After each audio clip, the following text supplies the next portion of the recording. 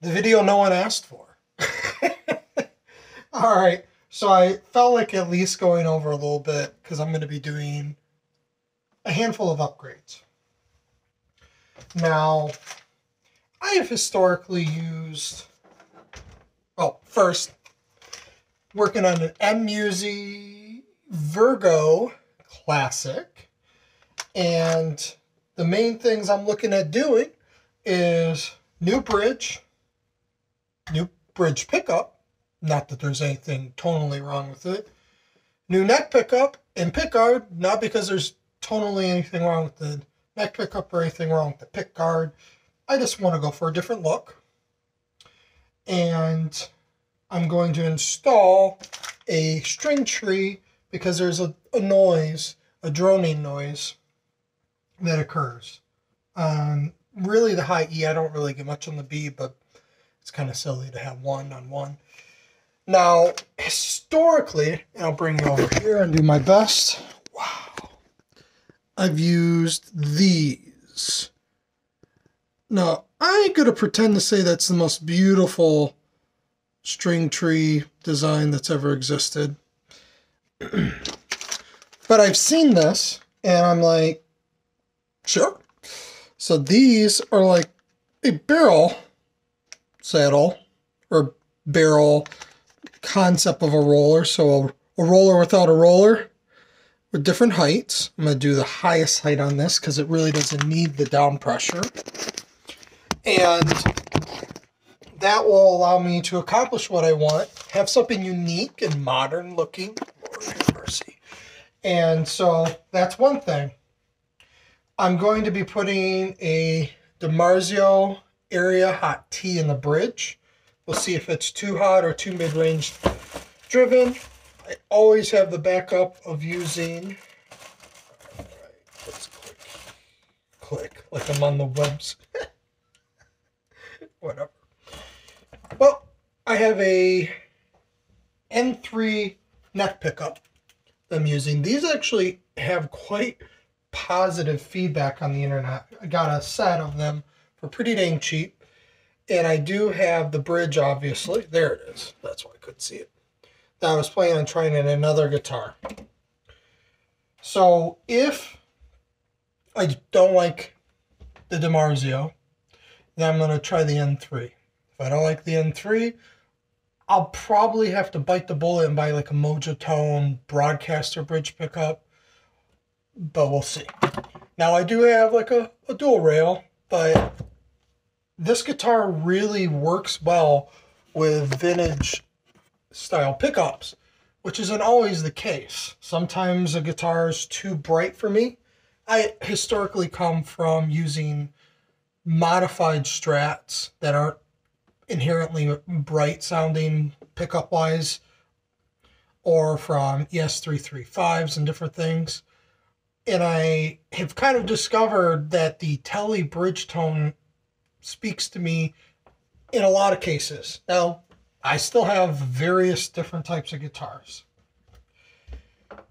So the bridge that I'm trying to decide between, and I'm leaning towards this, is they make these, it's an aluminum cast.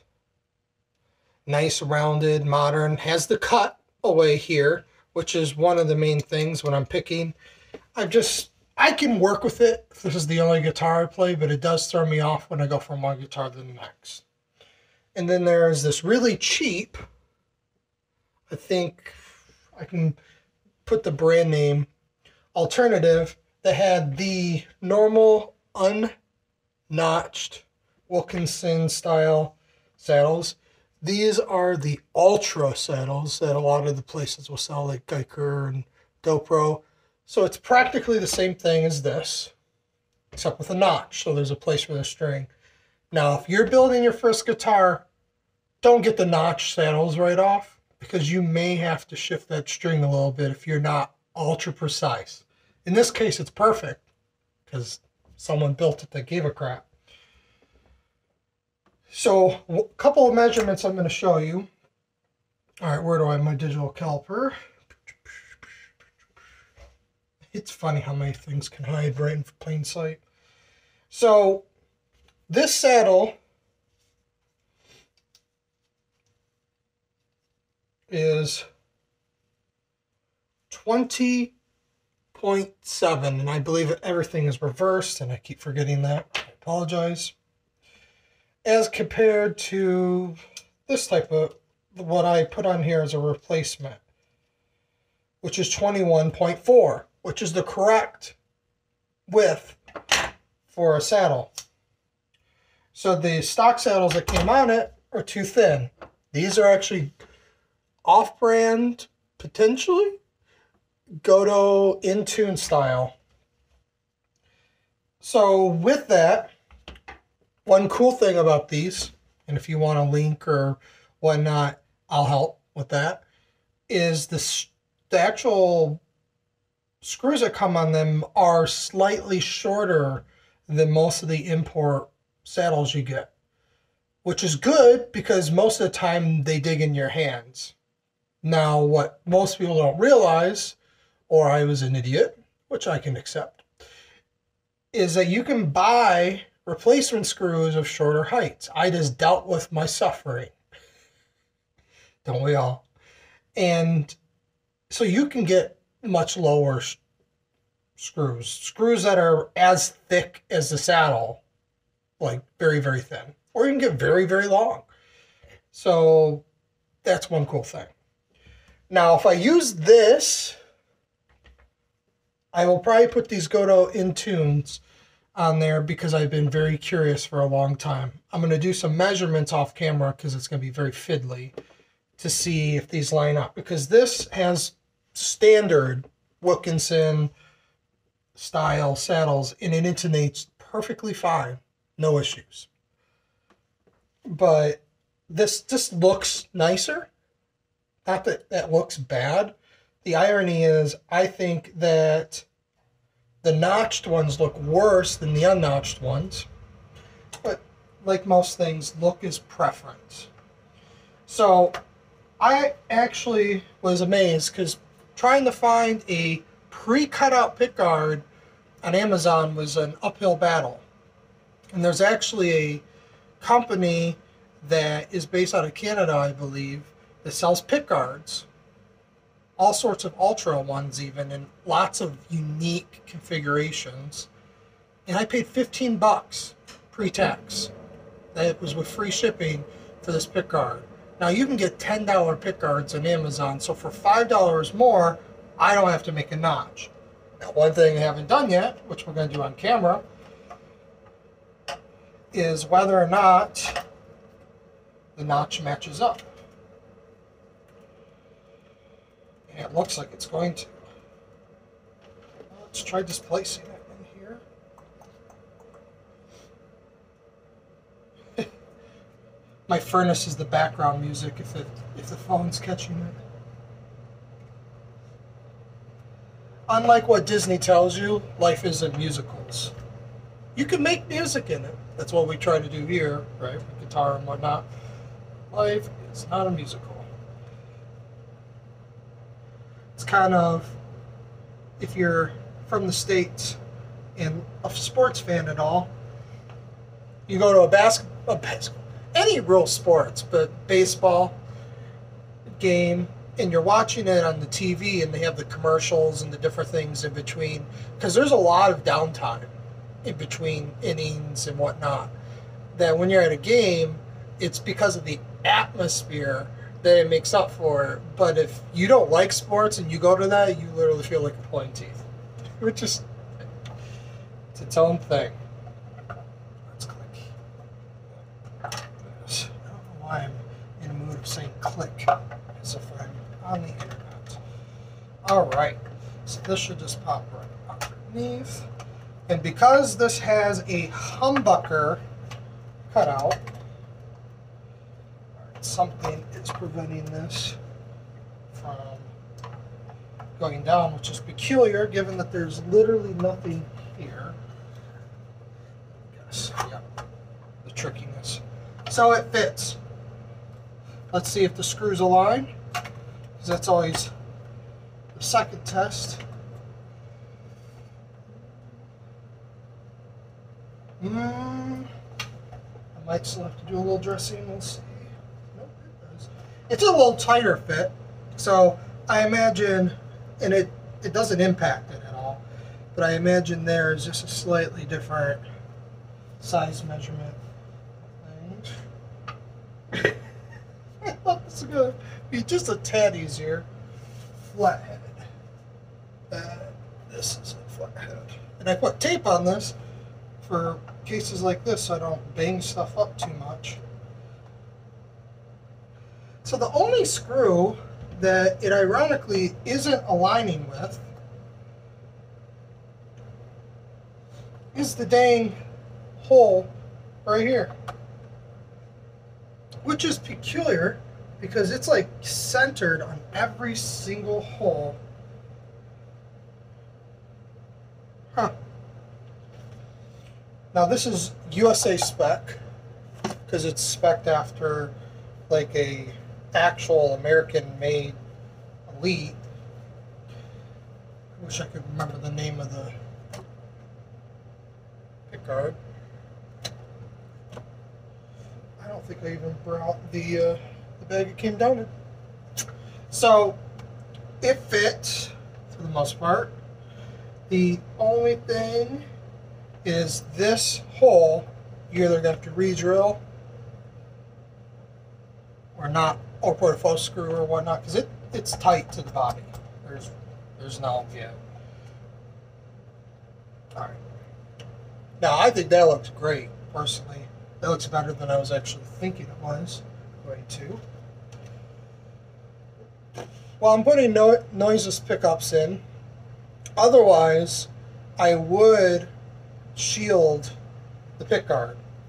Because one thing that can make a big difference on the noise on this, which I wouldn't call this a really noisy set of pickups, there are much worse, is if you have shielding paint, which this does, it's not the greatest job. One thing you want to do is make sure the shielding goes over the edge a small amount, because this metal plate is conductive, and then it all connects there, and then the pickguard you want to be conductive, and on tellies you want this to be all shielded with a lip over. Not to mess with that. And what that means is the whole system, the shielding, is complete loop, which means that if hum or interference tries to come in from one direction or another, for the great majority of where it could come through, the shielding will block it. Now, does that completely erase 60 cycle hum? No. It can reduce it a little bit, but there's all sorts of other interferences that can work in conjunction, other types of hum, that make things more noisy. So if you're going to keep the stock pickups, but you want like this black pickguard or a tortoiseshell or white or pearl, black pearl, whatever, they have all sorts of stuff, then buy some, oh, I don't know where it is exactly, I have an idea. You can go to Home Depot, you can go to Menards or Lowe's, or probably a normal hardware store like Ace or something of that nature, maybe even Tractor Supply potentially. And there is metal aluminum tape that's meant for your duct work and different things. And flashing tape, there we go, is another term for it. And that's conductive aluminum tape. So instead of buying special expensive stuff on any place otherwise, you can get a ton of it. I've done like 18 guitars and I have over half the roll left. Well over. And then from there, just do this. You can always, if you buy this guitar and the shielding paint isn't over the lip, you can literally just do the edge. Just cut it using an X-Acto knife, scissors, whatever you feel comfortable, and you can make a complete loop. And the beautiful thing about that is it's easy, and you can get a giant roll that you'll be able to use probably for the majority of any project and some home projects for about $11. And you can probably get less if you need less, but $11 for very high amount of usage, unless you work in HVAC, It's a big deal. Now, let's click over here. Ah, so I didn't disconnect this ground. But what? Did I make a mistake? I did. Who would imagine? All right, so let's turn this on. So I'm going to pull this bridge plate and I'm going to kind of mess with fitting these two.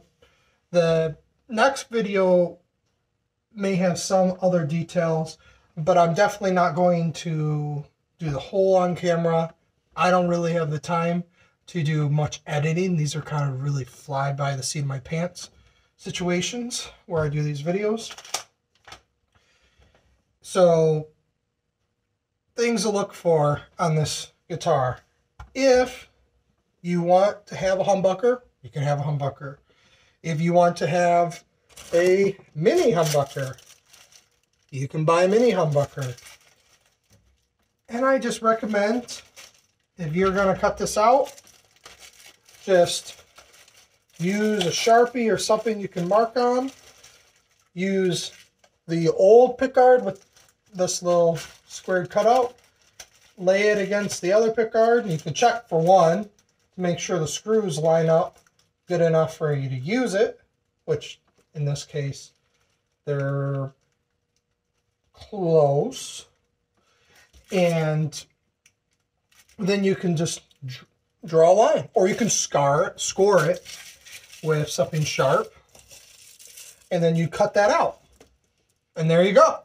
Now you have a pickguard for, this was actually $10. My backup is if I don't like that pickup, I'm actually going to do that. And I have these Hofner rail type minis that I'll probably put one in the neck because they're really cool pickups. And you can't find them for cheap anymore. Why, I don't know. I got two of those for like $18. You can only get the really high output or the ones that are practically the same as everything else that you can get in the cheap mini humbuckers. They're just the same thing, just slightly different internals. Well, not really. It's more of a facade. Kind of like lipstick on a pig, except they're all right, but I would never purchase one. If it comes with a guitar and you like it, cool, but I wouldn't put it in something. Now, what I will do, because this should be hot enough. Yep. Let's flux it because I'm anal about that. And I took that out.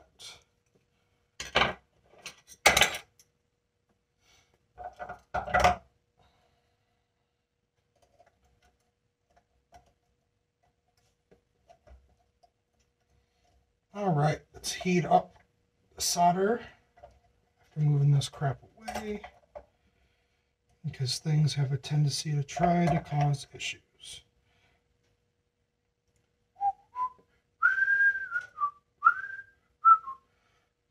And I can run my solder hotter. I just choose not to, especially on the back of things like that, because you can destroy pots. I've done it. And it's not fun. It's very frustrating. All right, so this is the standard bridge plate. One weird thing that I believe I measured, and let's see if I'm right or wrong, is that this, it's Wilkinson by Sunil, which is a brand that got its start making tuners, if I remember right, back in the 80s, with Jinho being its competitor. Jinho being the better of the two at that time. So this is 85.6. It's probably slightly more. It's just being tricky because I'm trying to multitask. If you go all the way down, it kind of tapers off on the bottom and it can get inaccurate readings. 86-ish. Then you have this. Look at that. 88. This is longer than something like a vintage spec, which is 85.8. which is just marginally shorter than that. And then this other plate is 85.6, so even shorter yet. Another reason why I'm considering using this, there you go, is there's a gap that's pretty large. And yeah, it's only a very minute amount, but any amount that closes the gap between the top of this, or front of it, however you want to think about it, and the pickguard, it just looks like the parts are meant to go better together. So that's my thoughts. I'm gonna do the work, and I will do a follow-up video. Whether or not I get a bunch of views or whatnot, I'm just doing it because someone may find it helpful, and there might be some random tip or something that spews from my orifices, whatever, can't think today, that helps you, which is good, because there is lots of information on YouTube. Philip McKnight, all sorts of people that have tidbits, but we all work and think and learn differently. So if I can help in whatever little way, cool. Well, I hope you all have a blessed day. Have a great weekend, because today is Friday and the end of it. And until next time.